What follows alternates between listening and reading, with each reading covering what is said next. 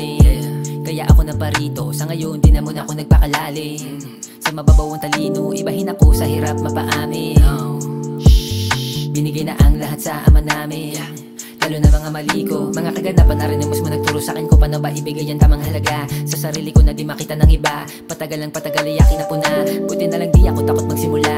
Nang paulit-ulit galing to sa ibaba, sumalungat para lang sila ay mauga. Binuga ang mga baktay ko na mga dura, kapalit ito na mga di ko na ilagan. Binato sa akin di ko kasalanan, kaliwat ka ng kamay na hugasan. Mabilisan pagkatapos kanilang butasan, salamat pa din dahil naranasan.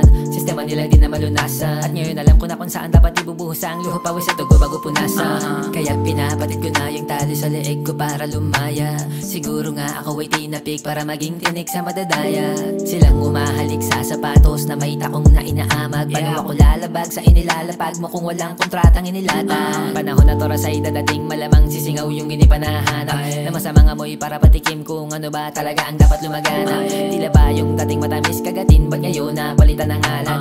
Ang sagot sa lahat tahiin na mga nabuong pira-pirasong kalat. Di nakatakataka kung ang mga dahon ay malagas. Sa gubat na masukal mag-iingat daming ahas. Masyadong madilim ang mundo nyong ayaw pumatas. Masakit ang katotohanan, hindi ka makatakas.